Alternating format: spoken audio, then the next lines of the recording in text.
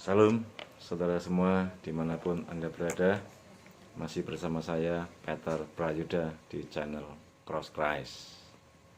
Saya masih membahas tentang elemen kedewasaan atau elemen pendewasaan umat Tuhan atau gereja atau orang Kristen atau kita. Nah, kemarin kita sudah membahas elemen yang pertama, yaitu bidang apa saja yang harus didewasakan. Pertama pola pikir, yang kedua pola hidup, yang ketiga pola kerja atau pola pelayanan. Nah, untuk yang kedua kali ini, elemen yang kedua yaitu apa tujuan kita menjadi dewasa. Apa tujuan kita menjadi dewasa?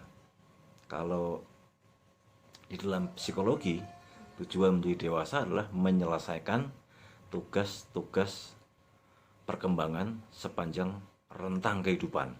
Jadi kalau dia memiliki ciri-ciri atau mampu menyelesaikan tugas-tugas perkembangannya itu, nah dialah orang yang dewasa, orang yang mampu.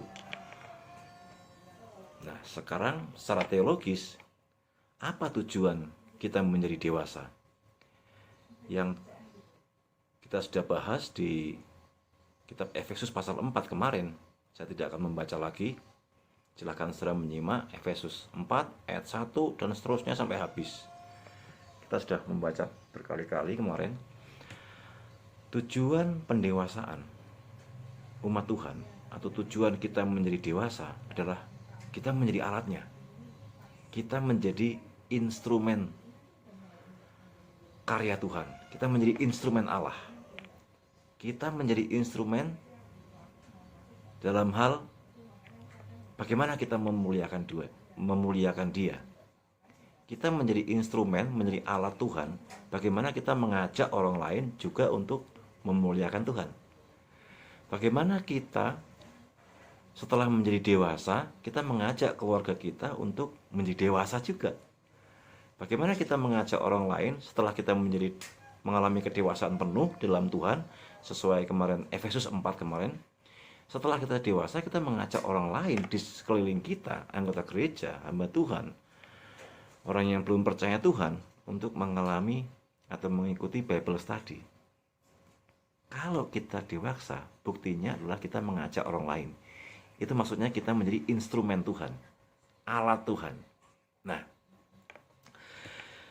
kalau kita menjadi dewasa, dampaknya adalah melayani, dampaknya adalah menyembah Tuhan, dampaknya adalah bersekutu, dan juga buah dari kita belajar firman Tuhan, menjadi seorang murid firman Tuhan, maka kita juga mengajak orang lain untuk menyembah Tuhan. Kita mengajak orang lain untuk menjadi murid.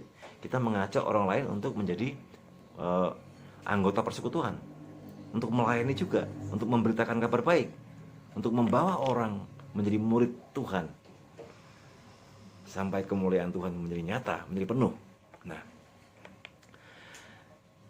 setelah kita menjadi alat dalam menyembah Allah, dalam worship, dan dalam memuliakan Dia, kita dipakai alat atau menjadi instrumen Tuhan untuk mengelola alam semesta, mengelola lingkungan, mengelola ciptaan Tuhan.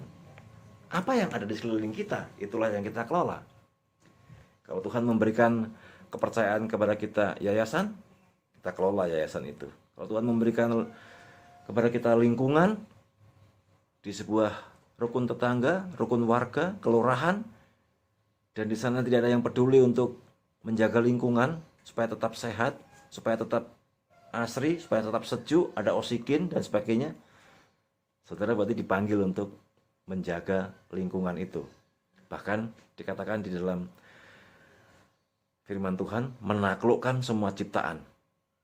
Saya menggunakan istilah mengelola, memanage orang-orang, barang-barang, tanaman, bahkan binatang untuk kita kelola, kita gunakan untuk menjadi kemuliaannya. Nah, lalu yang ketiga, apa tujuan kita mendewasakan? Yaitu menjadi alat Tuhan, menjadi instrumen Tuhan. Yang ketiga yaitu untuk memproklamasikan, mendeklarasikan kehendak Tuhan. Kita menjadi alatnya untuk memproklamasikan, untuk mendeklarasikan isi hati Tuhan. kehendak Tuhan yang tertulis di dalam Alkitab, yaitu firman-Nya. Nah, yang terakhir, setelah kita menyembah Allah, menaklukkan semua ciptaan, dan memproklamasikan atau mendeklarasikan isi hati Tuhan, yang terakhir yaitu menggembalakan. Hampir sama dengan mengolah, tapi ini lebih kepada sekelompok kawanan domba Allah, menggembalakan umat Tuhan. Kita dewasa menjadi instrumen Allah, menjadi alat Tuhan untuk menggembalakan umatnya, menggembalakan kawanan domba. Yang hilang dicari, yang lapar diberi makan, yang sakit dirawat, disembuhkan, yang terhilang juga dicari, yang kesepian dihiburkan.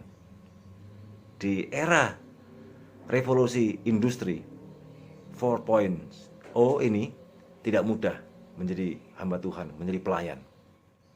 Saudara, jemaat merasa semua sudah ada dalam genggaman melalui handphone. Tetapi sekalipun semua dalam genggaman, semua orang mau makan tinggal klik, mau transfer tinggal klik, mau apa saja, mau beli pulsa tinggal klik. Semua seolah tercukupi. Mau nggak punya kendaraan bisa, kita klik, datang sopir, lebih murah, tidak perlu bayar pajak, tidak perlu merawat, tidak perlu sopir, sekali antar selesai, nanti pulang klik lagi, semua dalam genggaman tangan. Kalau orang itu punya uang, orang itu bilang semua jadi mudah, semua jadi tercapai. Dan anak-anak muda, anak-anak milenial sekarang, kata mereka begitu mudah untuk mencari dan mendapatkan uang. Namun ketika semua tercapai, ada satu ruang, ada satu kondisi yang tidak mungkin dibeli dengan uang, tidak mungkin dapat dia raih dengan uang, yaitu satu ruang, satu kursi di dalam hidupnya. Kursi untuk Yang Maha Kuasa, kursi untuk Tuhan Sang Pencipta, kursi untuk Tuhan Sang Penyelamat, kursi untuk Tuhan Sang Penebus, kursi di sana yang bisa memberikan sukacita, yang memberikan kebahagiaan sejati. Yang lain bisa dibeli, tetapi yang itu, sukacita, kebahagiaan, orang tidak bisa membeli. Maka inilah kita menjadi instrumen Allah dalam menolong orang untuk mengalami kedewasaan atau menjadi dewasa penuh di dalam Tuhan, sesuai dengan apa yang firman Tuhan ajarkan. Teman-teman sekalian, mari kita menjadi instrumen Tuhan, menjadi instrumen Allah. Bagaimana kita menolong orang lain dan akhirnya kita mendeklarasikan kehendak Tuhan, isi hati Tuhan, dan pada waktunya kita menjadi pelayan-pelayan Tuhan, pastor-pastoring, saling melayani, saling mengembalakan satu dengan yang lainnya. Saudara, dengan talenta yang kita punya, yang diberikan Tuhan, dengan karunia yang Tuhan berikan kepada kita, itu dimaksudkan supaya kita peduli, kita menjaga anggota tubuh Kristus yang lain, dan kita memperhatikan mereka. Itulah maksud daripada kedewasaan. Tuhan memberkati kita sekalian. Jangan lupa kenakan masker dan kenakan dengan benar, lalu menjaga jarak dan mencuci tangan. Dan pasti dengan plus sudah sarapan, plus sudah berdoa, plus waspada terhadap segala sesuatu. Tuhan memberkati kita sekalian, dan jangan lupa like, subscribe, dan bagikan jika saudara diberkati dengan belajar secara teologis elemen-elemen menuju kedewasaan Kristen. Tuhan memberkati kita sekalian. Salam.